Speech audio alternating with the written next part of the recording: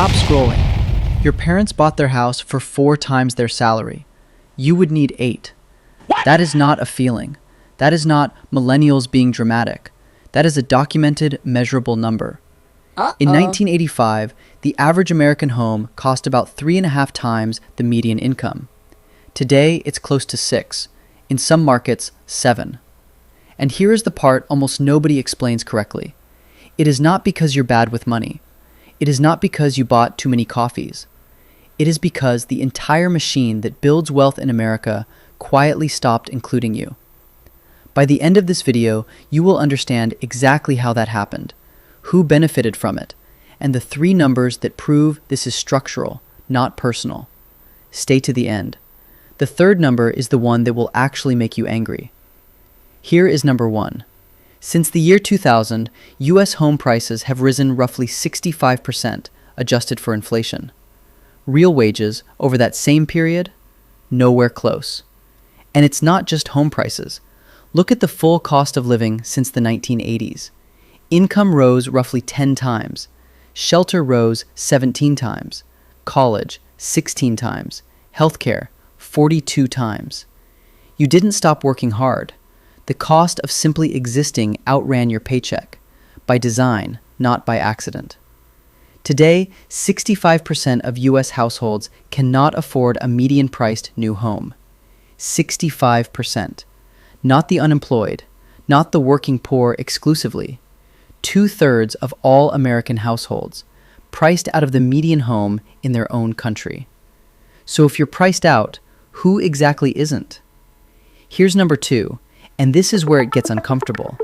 About 77% of California homeowners are sitting on mortgage rates under 5%. Locked in years ago, when prices were a fraction of today's. Current rates for a new buyer? Around 6.2%. That gap means existing homeowners are sitting on enormous, untouchable equity, while anyone trying to buy in today faces both higher prices and a more expensive mortgage at the same time. It's not a free market. It's a market frozen in place by people who got in before the door closed. And here's the twist almost nobody talks about. Many of those owners aren't selling, even when they want to. Because giving up a 3% mortgage to buy at 6% simply doesn't make financial sense. So instead, they're renting their homes out, quietly becoming landlords they never planned to be, while the homes that should be for sale disappear from the market entirely. Now here's where this becomes personal. A recent New York Times and Siena poll asked American voters under 30 what worried them most. Not retirement, not healthcare, not student debt, housing affordability, ahead of every other expense combined. Look at the homeownership data by generation, and the picture becomes undeniable. Roughly half of millennials own a home today. Gen Z's homeownership rate is dramatically lower, and it's not because they don't want it. 62% of Americans now say buying a home in 2026 is simply unrealistic. Not difficult, not a stretch. Unrealistic. And the median price of a new starter home, the kind first-time buyers used to count on, went from around $240,000 in 2019 to roughly $356,000 today. A 48% jump in 6 years. If this is the first time you're seeing these numbers laid out clearly, that's exactly why this channel exists.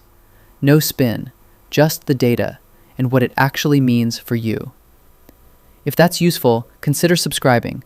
It genuinely helps this channel grow and costs you nothing. Now, the third number, the one I told you would make you angry. Home ownership used to be the way an ordinary person built wealth in America. Not through a high salary, through time and a fixed mortgage payment, while prices and rents rose around them. That mechanism still works. It just doesn't work for you if you can never get in. Here is the third number.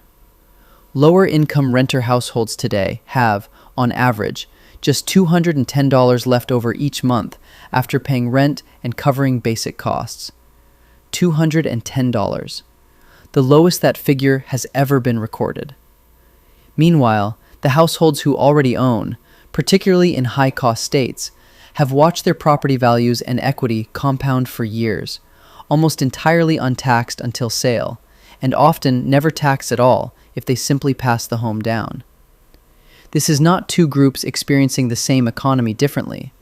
This is one group's wealth compounding, while it quietly becomes the other group's ceiling.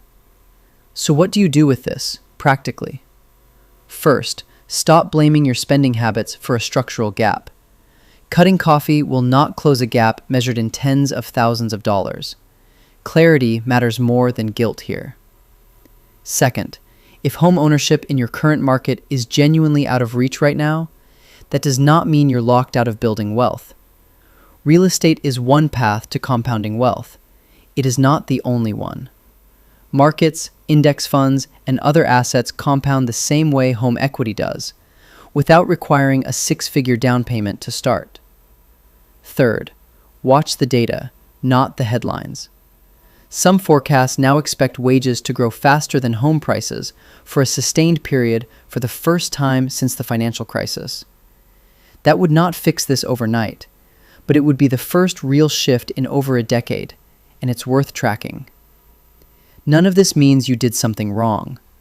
A market where 2/3 of households can't afford the median home is not a personal failure repeated 65 million times. It's a structural outcome.